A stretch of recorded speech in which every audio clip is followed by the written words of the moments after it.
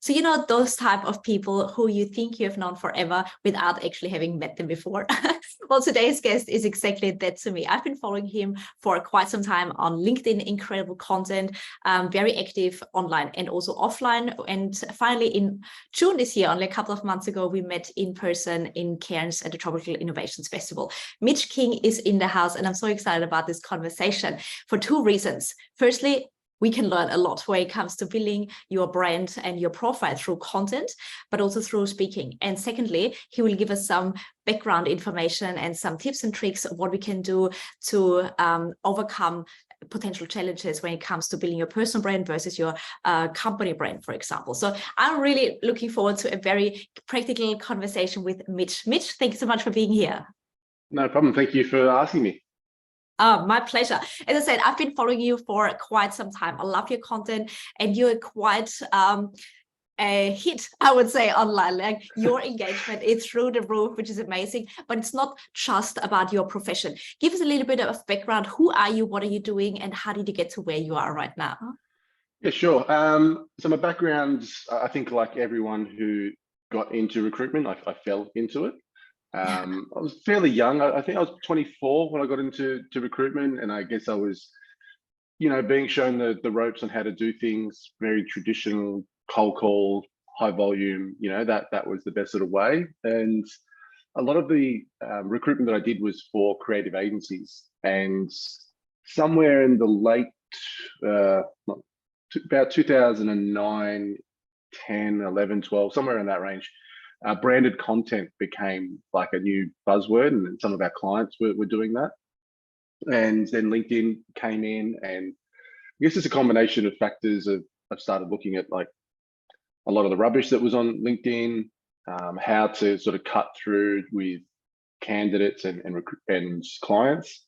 And I sort of wonder if I just start, writing stuff on LinkedIn, if this would help, and sort of turn a lot of those cold calls into warm calls and that sort of thing. And then, so I started doing that. I don't know exactly when. And then when I moved away from agency recruitment, I went internal or talent acquisition with Linktree in 2020 as COVID hit.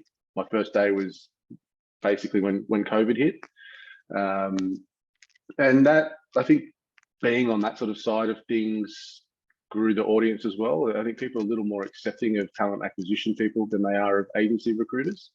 We can go into the reasons for that, but and I left Linktree at the end of last year, and I'm now doing a similar thing at Mutinex, another startup that's seed stage and going through that growth, and keep using the content as a way of really growing the profile of the business. Smaller stage companies or early stage companies, don't have the luxury of everyone knowing who they are.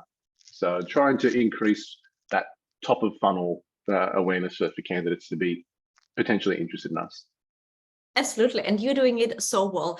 And as I said before, your engagement is through the roof. Like you've got a really engaged audience and following. And obviously you want to build awareness for the company that you're working with and attract the best talents. But for you personally, have you had any other benefits from you actually building your brand on LinkedIn? Yeah, my last two jobs have come directly from that. Mutinex, Henry, our CEO, reached out to me around Christmas time. I think he just never really asked him, actually. I should ask, how I came across. And the same with Linktree. It directly came from, I made a post that I was leaving my job and I was looking. And that was something that I really wanted to be able to do, because I think anyone who's been through the job search knows that if you can be very public about it, it just means there's a lot more options as opposed to, applying and doing everything behind closed doors. And one of the founders reached out, said, hey, we might need someone like yourself. Can we have a chat? Got a contract, got that job. Rinse and repeat, really. I left Linktree, made a post. This sort of it came about. I've had a few, I guess what you would call influencer deals on LinkedIn, paid content for companies. That would be a great full-time job, to be honest, just to make content and get paid for it. And then, a couple of speaking things, the Tropical Innovation Festival where we met. Tara reached out to me. That was my second one. So a year or so ago, she'd seen my content, wanted to speak. It's a, as you probably agree, it's a great event. So yeah, creating that awareness is really helpful. I'm not the sort of person that goes to a lot of networking events and, you know, throws business cards around or necessarily the loudest person in the room. So it's quite a good strategy for introverts to get themselves a little more known without having to try to compete with the extroverts. Absolutely. And, you know, thank you so much for sharing that, because so many think being on social media and creating content is a waste of time. You don't get paid for it. But what you're doing, and you also mentioned before, you turn a cold call into a warm call or connection. So they already got some exposure to you. They already had the opportunity to get to know you before they actually get to know you. So it's a lot easier to have the conversation and then turn it into a commercial conversation one way or the other. Yeah, it's almost like, it's similar to like a Google review. If you approach somebody and they look at your profile and they see, you know, engagements or there's content that they relate to, they're just more likely to sort of form that opinion of you in their mind. Like, okay, this person does this, they know about this, I agree with that angle, or maybe even help to, you know, rule you out if you're not a match.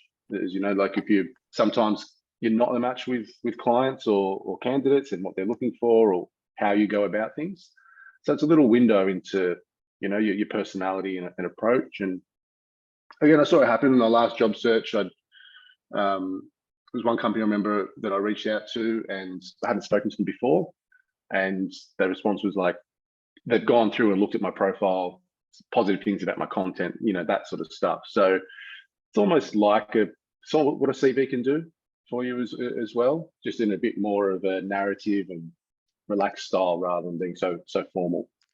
And I think especially since 2020, when everything went online and there was no other option, there more first interactions happen now online, and we make up our mind whether we like them or not, whether we trust them or not, whether we engage with them and actually contact them or not.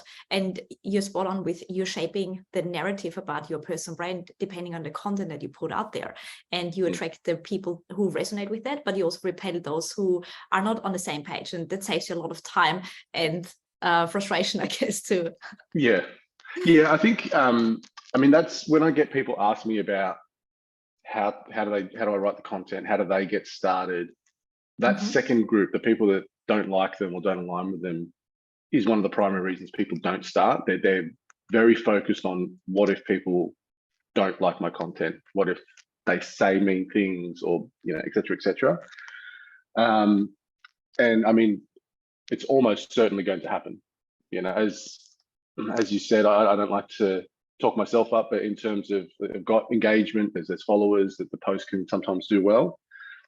Probably people don't often see the people that have sent me messages that aren't so nice, comments that I've ended up deleting or blocking because they're, you know, not good for anyone, or just those negative interactions in general. So I think it's almost a case of you just have to do it and get used to it and acknowledge that it's going to happen.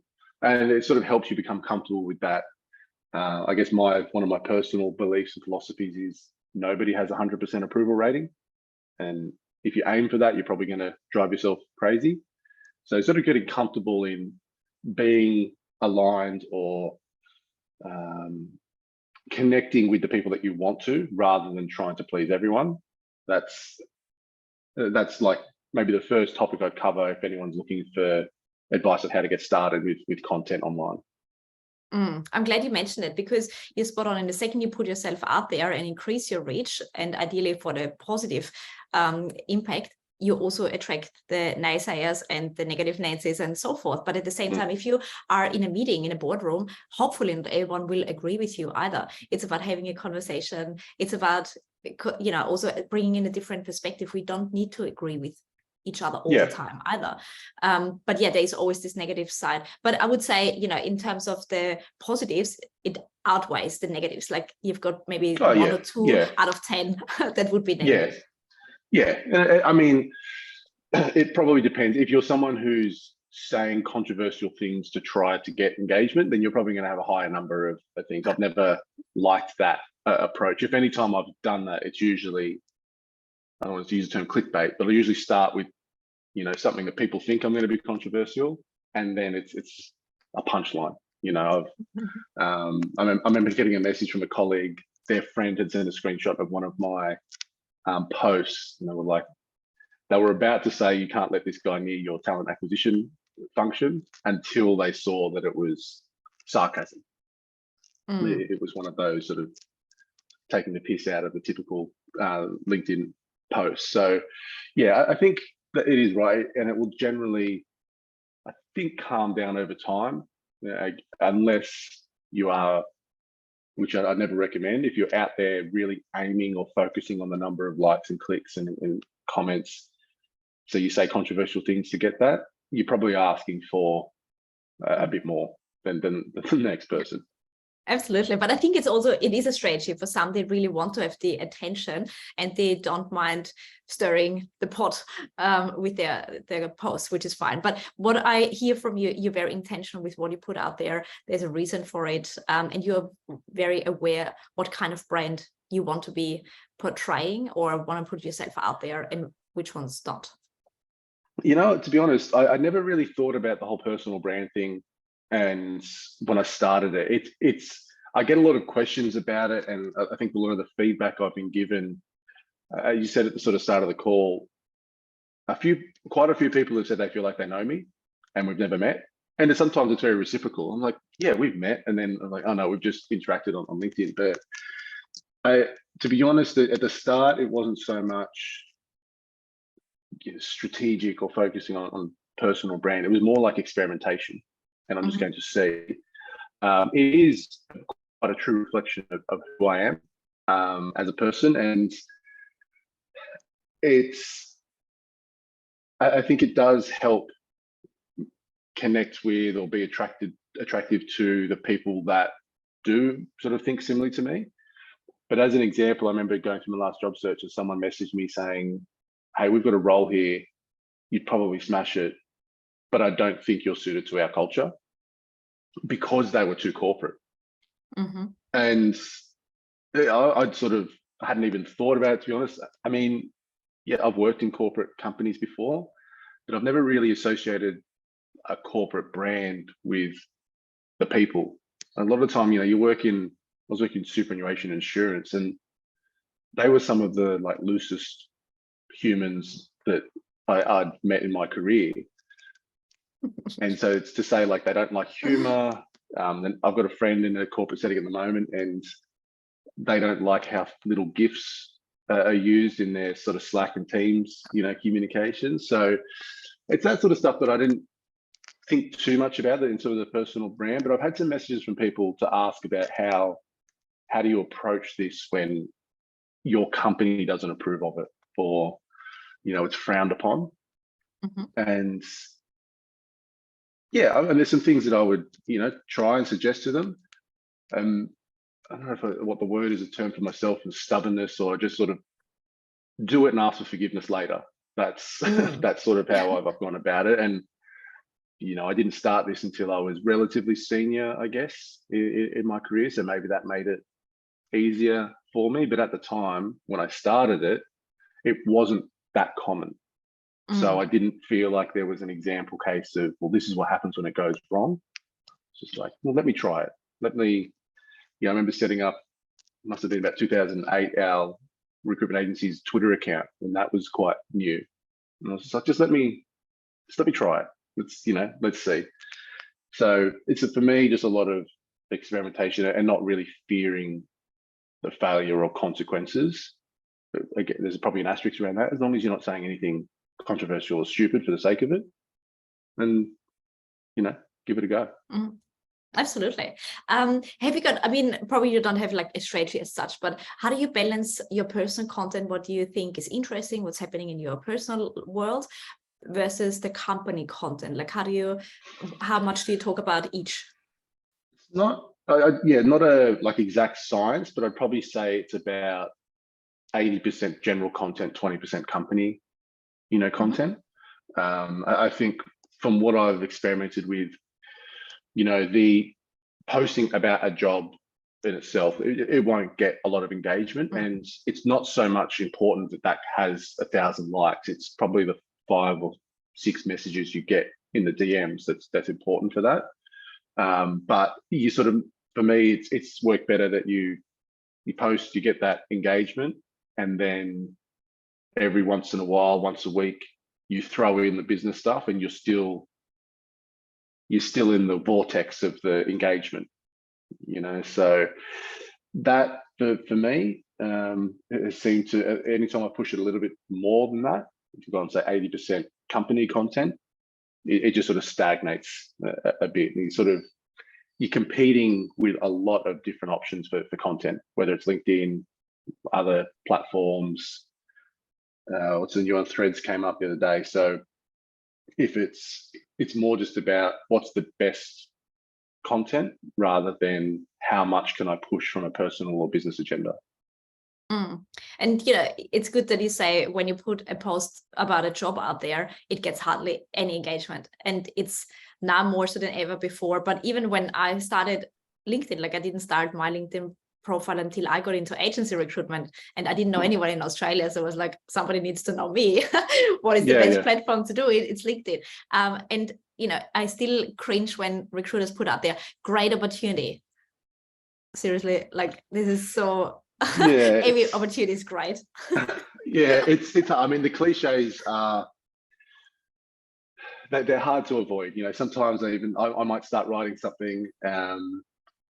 There's a guy, if you're a recruiter and you're listening and you don't follow or haven't done any of Mitch Sullivan's courses, he's an expert in copywriting for recruiters, particularly in job ads. And really, you can take a lot of what he says when you're running a job ad into when you're writing a post.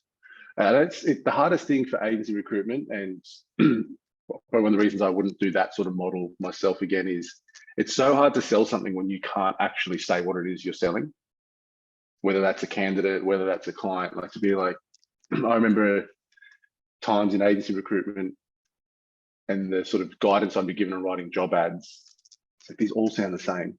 All of our clients are, as you said, unique, cool, funky offices, warehouse. Like, God, just let me do something else. Let me sell something else. And so even that I played around with. I remember one of the best performing job ads I wrote. It was for I think it was an art director to work at a bank. And so typically art directors, they're agency people. They wouldn't associate bank as creative. So you're scrolling through Seek and you see the little blurb, and the blurb that I wrote was, "You can't be creative in a bank," and just left it there. And then the guy who got getting the job was like, I just had to click it. Like, it almost confused him into clicking, and that's sort of half the battle, right? When you're talking about job ads or a post, it's people are scrolling, whether they're doom scrolling or whether they're positively scrolling. It's how do you sort of stop them in that scroll and get them to click and get them to read. And then probably the second hardest part of that is the consistency, because people don't really register who you are for the first 3, 4, 5 times they see you. And then after that, and it's stuff that I've taken from non-recruitment, non-content techniques. It's, sales, you average like 7 or 8 touch points before a sale. And that's the mistake I think I see a lot with the content on there. It's like, people like, I'm doing one post, and in this one post, I want all the software engineers. And I was like, no, they're not. They don't know who you are. There's no trust. There's no connection there. So you have to do it more often over a longer period of time. I don't know how long it took me to get, I guess, engagement or momentum. I really wasn't paying that much attention to the numbers, but I would say it was over a year at a minimum. It may be, and then I guess if people look at the numbers now in terms of followers and stuff, like, what is it now, 2023, that I might have been 50, 60, 70% less followers 2 years ago. So it's like compounding interest. It sort of, it'll take a while, and once it sort of gets there, then it will snowball. So it's not an overnight thing, but for most people, I've seen a couple of people come in and just be like, got 100,000 followers. I got no idea how they've done it. But for the regular humans like myself, you sort of just have to start, keep going, push through. You'll get some posts with 0 likes, 1 like, all that sort of stuff. And then it comes. Absolutely. Like what I can hear is you've got such a marketing minded approach to it. And the first thing that constantly comes out is, who do you want to talk to? What's in their mind? What makes them scroll? It's not about how can I portray myself, how good I am and what I've achieved. Nobody cares. As long as there's a learning or, an interesting insight that people can take away or get inspired from. This is what really makes people engage and connect with you or, talk to you. Yeah. Again, any of the sort of training I've done with people on how to write LinkedIn content, one of the most common mistakes is they write for themselves. This is what I do. This is how good I am. It's like, who's reading this? Like you and maybe your mum. Like you're not speaking to the people that you want to read this. It's you're writing for yourself. You're writing for your ego, essentially. So getting out of that mindset and sort of trying to be in someone else's shoes and be like, what would they want to know? What are they thinking? Some of the most, I guess, engaged posts I get is really just communicating different stakeholders in the job search process. What a candidate says X, CEO says Y, recruiter says Z. It's like, well, I'm just going to say what everyone's saying in one forum and let's have a conversation about it. But yeah, some of the stuff I just like starting conversations. I don't necessarily enjoy even continuing the conversation. I sort of like to start them and leave. I do it a lot in office environments. It's why I'm better suited to remote, because I'm a massive distraction. I start a lot of those hypothetical scenarios. What would you do in this, or who would you rather? And then like 2 minutes in, I'm happy to go. They can continue the conversation. But yeah, starting conversations is can't really explain why. I like getting people together more than I actually feel the need to be in that connection. And this is such a profound approach to social media, because people are like, how can I be seen as the most educated and most smart and clever, whatever, funny person? Like you just, if you start a conversation, you own that topic already and you get other people to talk about it. Like, how can you make space for others, basically, rather than showing off how good you are? It's simple and as complex as that. There's no science I think to it. even being like an agency recruiter in those days, I would have thought, there's no way I'm going to post because I'm not the best recruiter in the market. And really, I don't know that, but it's my own sort of self-assessment. And again, I think people fear that when they're posting that they're going to be positioning themselves as a subject matter expert, which you don't have to be. I've never really considered myself a subject matter expert in anything. It's really just sharing experiences, thoughts, insights, anything like that. So again, another thing I recommend to people is not to try to be a subject matter expert unless you feel you are, but being relatable goes a lot further. Even like a junior recruiter, they might think, well, I'm too junior to say anything. There's someone who wants to be a junior recruiter that wants to hear, what it's like. There's somebody who's thinking about changing careers to be a recruiter who wants to know what it's like. There's going to be candidates who see that and see your approach, and like, that's the sort of recruiter I want to work with. So again, I think people make the mistake of thinking I need to come across as the expert, and I can't do that because there's this person and this person and this person. Dropping that thought can be quite freeing. And it's just like, I'm not doing anything else but just sort of being who I am. What comes with that will come with that. Absolutely. And you don't become an expert overnight either, but simply by asking those questions, by stepping up and curating different insights, you actually get or can learn a lot more. And there are so many people who've actually, the brand building by association, they've built their status based on exactly that, curated conversations, interviewed people, and then published the summary and their take on that topic. And this is also how you can establish yourself as a different type of thought leader. Yeah, yeah. And thought leadership, again, it's something that I've never written it down. I've never sort of made a plan, and then people sort of come to me or they'll refer to me as that. And I'll sort of like laugh. I'll, you know, tell my mates that I'm a thought leader and they will like really laugh. So it's yeah, there's definitely different sort of positions, approaches you can take, I think, in building that profile. I think there definitely are. There's probably some people that I follow who I would consider, you know, thought leaders in that space. If you look at recruitment, you know, there's some sourcing experts, and because what they share is really quite technical details, case studies, statistics, data, that sort of stuff. And I'll follow them because it's educational. Mm-hmm. You know, so it may be sort of making an intentional plan will help, you know, some people. For others, it might just be you sort of want to go with the flow, try things out first, you know, adjust. Mm-hmm. I think, as you said, it's not like a one strategy works for everyone. No, exactly. But I would love to shift gear for a bit and think or get your insights in terms of you are recruiting, which means you are attracting and hiring people for a living for companies. What kind of criteria are you looking for when you approach a person? Like, are there certain do's and don'ts that you think they need to tick? And is there a difference between the more junior to mid-level candidates versus the executive candidates? I guess it really depends on a number of factors, what the type of role is, you know, that sort of stuff.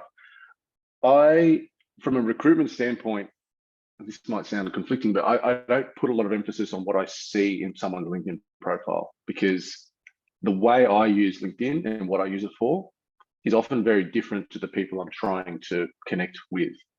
Mm-hmm. So if they don't have a lot of detail on there, I mean, one of the examples that came to mind, the guy I headhunted when I was working at Linktree, he had very little on there, and it was a really niche role. So all I wanted to do was just start the conversation, be like, hey, I've got this role. I think you might be the fit, but I'll just be really honest. I can't see much. Do you want to have a chat? And I remember presenting his profile to the CEO, and he was like, this is the guy. Like, this is the one.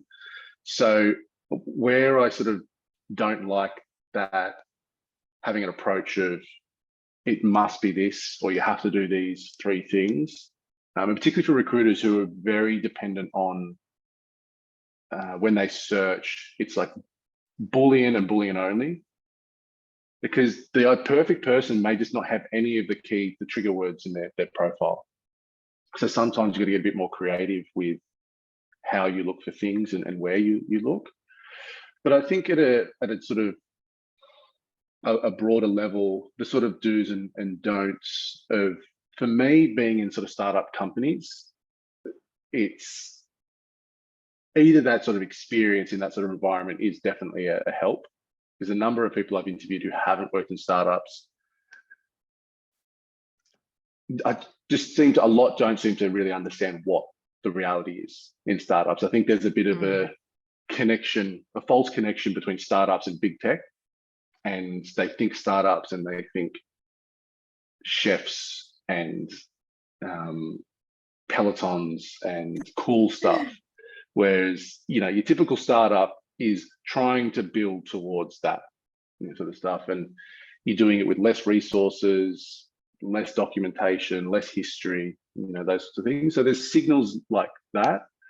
But for me, it really depends. It's not on the role that I'm looking for. Like, I'm deep in the data science world at the moment. So if there was a data scientist out there who had, you know, really strong academic results that wasn't highlighting that, wasn't putting it on their profile, that I couldn't search for, you know, PhD with honors and all that sort of stuff, they might be doing themselves a disservice if they wanted to be found.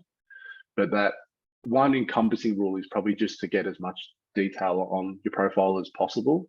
And it's like an SEO exercise. Try to think about the keywords that would come up. So at startup, for example, some of the people that have been laid off that I've given advice to is like, put things like SaaS in there. Put things like you worked for a social media company. If you worked for Volkswagen, put automotive in there, because not everyone's going to search for every car brand. But if they do need automotive experience, so you've got to put yourself in the seat of a recruiter, think about sort of SEO best principles. Really what's on your resume or CV should be on your LinkedIn profile. Like, they can be one and the same. Just as many of those keywords, signals, technical skills that you've got listed, get them on there, and you'll increase your likelihood of being found and being sort of higher up on search results. And this is why I love LinkedIn so much, because we can actually come up for searches when we put our profile in with a little bit thought. You know, as you mentioned, put yourself in the shoes of your decision maker. Maybe a recruiter, maybe a client. You know, if you've got your own business, whatever it might be, what keywords are they searching for? And then optimize it as much as you can in your profile about me, and then experience section. Like, it's not rocket science, and people don't necessarily have to be super active in terms of posting and commenting and all of that stuff. But that already helps to, you know, increase your chances. Yeah, and I think it's like, there's instances like that where, let's say if somebody hadn't worked in startups and they really wanted to, then a longer term approach of engaging, commenting, reaching out, networking could really pay off in the longer term, where there's a skill set that they haven't worked in that environment. Being known to someone, be like, oh, hey, I know this lawyer who would be great for startups. They've never worked with startups, but you can tell because they've been going to events, they've done a StartMate fellowship. You know, those sorts of little movements can make that transition. But the majority of people I speak to who are in that sort of ruts are very reliant on just applying for jobs and then being very passive, whether it's LinkedIn or content or engagement or networking.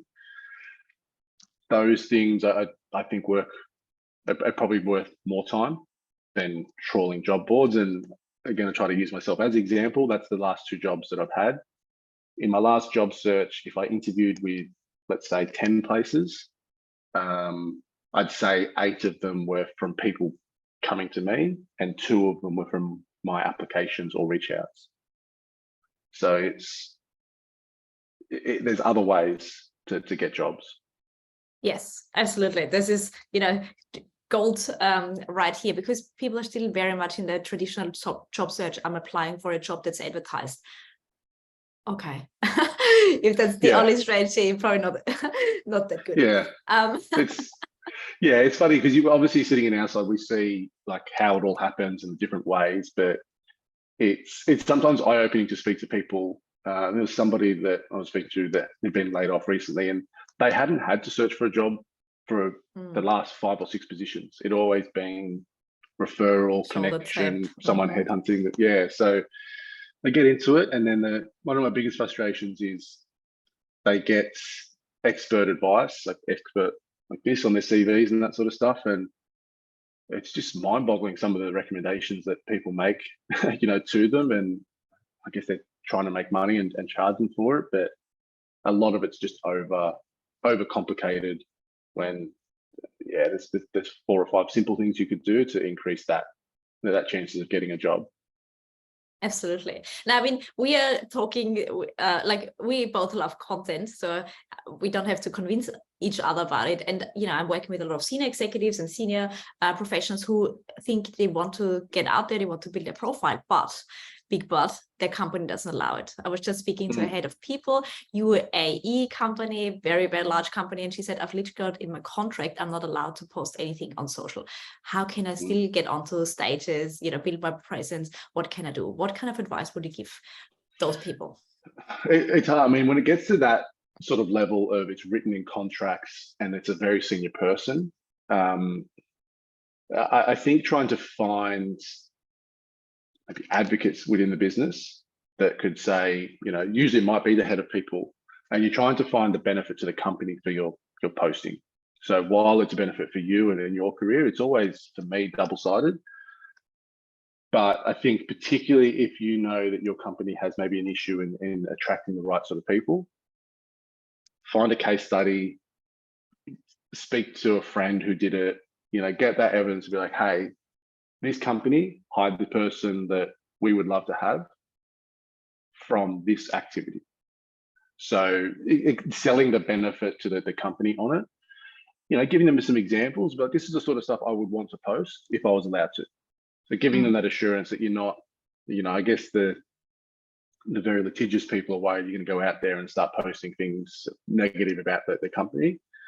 Like the power of employer advocacy is underestimated. I think if you've got a company with X amount of people that will say positive things and you're hiding those people, like sometimes I think I'm just too simple a person to understand why you would do that. Because again, there's the job searching, the hiring sort of processes can be a little archaic. And it's like, we've got this evolution of social media over the last 10, 20 years. You've got 5, 10, 500 people who really like working in this company. And that would attract other people to work this company. People will believe word of mouth more than pretty much any other, type of advertising or PR. But you don't want to because of, what reason? So someone asked me about this recently, actually, in my DMs about their company. I don't think they had it written so strictly, but I think they frowned upon the humor, or they felt that maybe they weren't okay with the type of content they wanted to do. But really, maybe sort of having a conversation. Don't assume. Maybe there's these things in contracts. Sometimes, the people that issue the contracts don't even know they're there. It was from 5 years ago by somebody else. And maybe that could just be like, yeah, let's do this. A new CEO. Yeah, I know the importance of it. So looking for those advocates, someone in the company that could maybe get on side, position it as a trial. Could I do this? You could use a scheduling tool, write a month's worth of content, get them to pre-approve it. Try to work with them and sell them on the benefits of the company, raising that profile and raising that employer brand is maybe the simplest way that you could try to position that. So yeah, I've actually never been in that position myself. I've never had to overcome that battle because the people that are reaching out to me are seeing the content and they're responding positively to it. But I could say this with almost certainty, there's people that also aren't approaching me or won't consider me for jobs because they don't respond to that, which is fine. Probably just, again, saves us all a lot of heartache and not being the right match for each other. There's a balance there, but selling the positive to the company is probably the foundational approach I take. I love this tip because in the end, it comes down to you coming up with a business case as to why it's actually beneficial for the company. And again, putting yourself in the shoes of your decision maker, whoever has to sign off on it. And they're often worried that you're saying the wrong thing or it's not on brand. But in the second you show this is the kind of content I would post and this is the impact that it would have or the intended impact anyway. And then, in a month's time, we can reassess again. Like this is so, and I think you have to be these days proactive and self-initiated. Like you can't wait for somebody saying, oh, hey, do you want to build your personal brand on LinkedIn? I think you would be great. Nobody does that. It's your turn to do that. Yeah. And I think that's probably like an example where if it's positioned as I want to build my personal brand, let me. Just like, no, I want to build the company profile by doing this. Now, you're going to do the same thing anyway. Your personal brand is sort of tied into that. If people comment to me about wanting to work at Mutinex or being interested in working at Mutinex because of what they understand, my values and what I look for are. So it sort of follows you depending on where you go. But surely some common sense could prevail where if you wanted to amend that contract to say no negative things are allowed to be said, that's fine. I understand that. I mean, for me, my sort of viewpoints would be I would rarely probably cross that line anyway, because not much positive will come from you being negative. you know, in that sort of sense. You'll just sort of scare the next company off. But there's a line. Being transparent is will make you a lot more relatable. Will build that trust, you know, as well. So probably defining those negative lines, approval, you know, before posting if it goes to that extremes. There's ways, but finding somebody high up in the company that could do it. That's probably where I'd start. Awesome. Mitch, you have dropped so many gold nuggets. So thank you so much for sharing all your wisdom and your experience. And, you know, there's not the one way to do something, but there are many different ways. And it comes down to you finding your groove, your rhythm, your style that also ties in with your personality. And this is how you can create your own career and business opportunities in the end.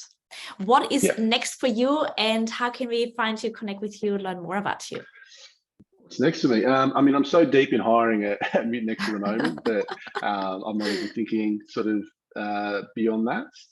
I mean, obviously find me on LinkedIn, Mitch King. I think that's my URL. I think it's LinkedIn/Mitch King. I don't know what else to say. You know, really, if I'm not working at the moment, I'm coaching my son's under-8s, under-9 soccer team, which is maybe more stressful than recruitment. Probably. Yeah. If you think your colleagues don't listen, try coach 9-year-olds, the 8-year-olds. They're horrendous. So yeah, other than that, it's very much a dad life for me. It's my dog, wife, kids, mowing the lawn, that sort of stuff. Well, it's been such a pleasure, and I'm so glad we finally connect in person a couple of months ago. So I'm really looking forward to seeing more of your content, seeing more of what you share, and definitely thank you so much for raising the bar when it comes to the recruitment industry in terms of building your brand, building your presence and profile. So thank you again for being here. No problem. Thanks again for asking. My pleasure.